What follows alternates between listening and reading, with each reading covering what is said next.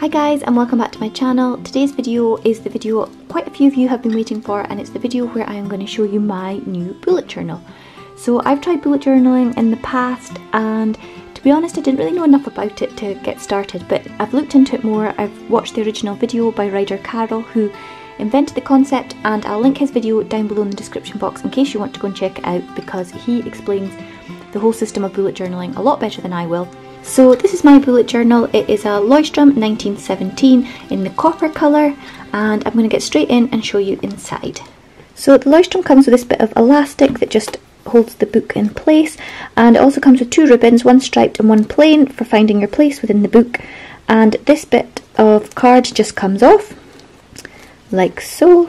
I just put it on for the purposes of this video to show you what it looked like when I got it. Without the cover, it's just plain copper. And then inside I have a post-it note here with my key for all the entries inside my journal, and I normally have another post-it note exactly the same as this one on this side, and it just has like my name and address and email. Not address actually, it has my telephone number and email in case this gets lost, so it can hopefully be returned to me. So this is my key. I'm not sure if I'm going to stick with, this is the original one that writer Carol developed. I'm not sure if I'm going to stick with this or not yet, but I've got it there anyway to reference if I need it, and it, like I said, it's on a post-it, so I can just take it off if I change my mind. So I went for the dotted journal rather than the squared, and the pages all come numbered. You'll notice I'm starting on page 67 here because I started my journal quite a few times before I decided I was happy with it, and I ended up taking out pages so that I could just start it afresh. It also comes with index pages, but again I ripped them out because I wasn't happy with what I'd done. So I've just started on the regular paper on page 67, and the first page that I've got is my index page. So I just wrote out index, and I did pretend calligraphy by going back with my pen and adding in like thicker bits to the writing, and then I got a light grey pen and did this swirl here. I hope you can pick it up on the camera. And then what I did was made this box, and I just put page number, description, and I just drew around it. And I just I didn't use a ruler for this, I just did it by hand following the dots, because I decided if I started doing too much with the ruler, then it would become a chore and it would become too difficult for me to keep up with. So I thought I'm just going to get into the habit of doing it by hand, and that's what I've done. I haven't filled out any page numbers or description yet, but I will come back and do that. So this is my first spread, and it is my future log, and this is just an overview, a look at the whole year ahead, and I've used a different font for this one. My handwriting and my fonts aren't the best, but I'm trying to learn and get better at it, and I enjoy practicing, so it's all good fun. If you don't want to do that, or it's not something that you enjoy doing, then you don't have to. You can just use your regular handwriting, but I quite enjoy trying to learn how to do new fonts and things. So what I tend to do is I go into Pinterest and look for some ideas, and then I write it out in pencil, and when I'm happy with it I go over it in pen. And I've been using the Stabilo pens, I think that's how you say it. So what I did was I've done the future log and 2018 in the black Stabilo pen, and I've done some leaves at the side, and I've written the months with the black pen also, and I've used like a cursive font for that. And then I have written out the dates of each month with my grey pen, and I've put Monday, Tuesday, Wednesday, Thursday, Friday, Saturday, Sunday at the top, so I can have a look, and if I want to see what day something's on I can see as well as the date. And then below is a place where I can write any important events for each month, or birthdays or anything like that. I don't think I'll need any more room than that, but we'll have to play it by ear. If I do, then it might be the case that I have to do this again, but at the moment we're going to try and work with this.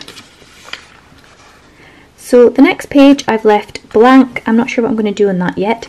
This page is my first page for January, and I used a compass to do a circle in pencil, and then I did the writing January. Again, I looked on Pinterest for this. I did it with pencil a couple of times until I got it how I was happy with, and then went over it in pen. And I thought I would do some mountains because I saw a couple of pictures using mountains, and I liked the idea of sort of the outdoors and new beginnings, and it being the start of a new year and going out and adventure and all that kind of thing. So that's kind of the theme that I thought I'd go for January.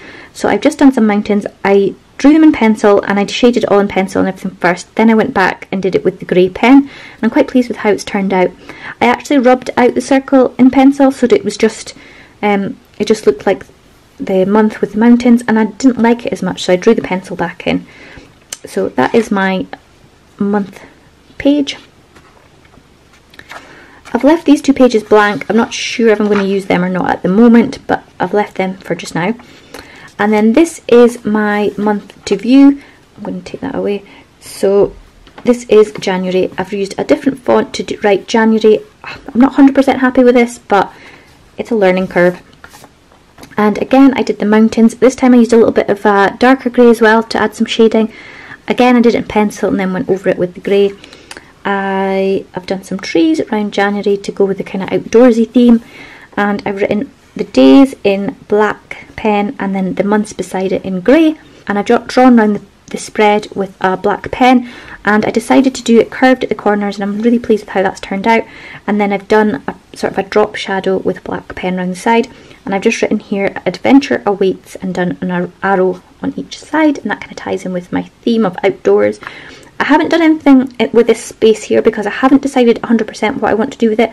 I think what I might do is add some boxes for maybe meal planning or my upload schedule. I'm not sure, but I've left it blank so that I can decide at a later date.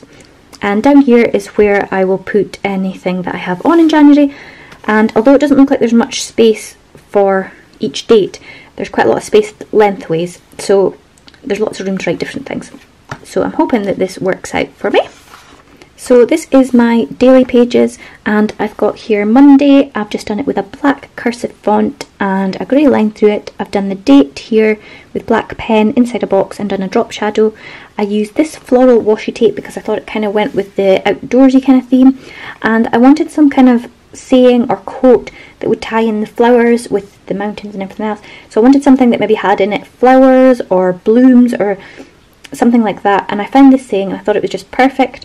Your mind is a garden, your thoughts are the seeds. You can grow flowers or you can grow weeds. I thought that was really good. And I've just done it with a capital font, very plain, and I used a dark green to tie in with the leaves on the washi tape. So that's Monday. We've got Tuesday. I've done exactly the same for Wednesday, Thursday, Friday, Saturday and Sunday. I've just done them a joint page, and that is as far as I've got so far. When we come to the end of the week, I will draw out my next week. And then when I come to the end of January, I will go back to my future log, see what I have on in February, and fill it into my February month view. And then when I come to do my next week's pages, so my daily pages for next week, I will go back to my January page and see what I have on and put it into my daily pages. And that's kind of how it works. So I hope I've explained it okay. I will put Ryder Carroll's video in the description box where he explains the whole system that he developed of the bullet journal. The whole idea of it is that you're using bullet points like I've shown here. This is just like an example to show you. We've done squares for events, and then I do a cross in the box when it's completed. You can also do a dot for notes, and if you want to migrate a task, I call it migrating, that's what he calls it in the system. You can do an arrow within the box going left or right. If you do right, it means that you haven't completed the task, but you're going to move it on to another day. And when you do that, you put an arrow in the box to show that you've migrated it forward. If you're going to migrate it back, perhaps it's something that you haven't got done, like maybe I decided I didn't want to edit the video till next month, just as an example. I'd migrate it backwards, do an arrow backwards, then I would go back to my year overview and then maybe put it in February to say, remember to edit a particular video in February. So I hope that makes sense. But that is the overview of my bullet journal. I'm really happy with how it turned out, and I'm looking forward to getting stuck in and using it. If you've got any questions, please pop them in the comments. And if you'd like to see more videos of me planning within my bullet journal, then let me know. And thanks so much for watching. I'll see you in the next video.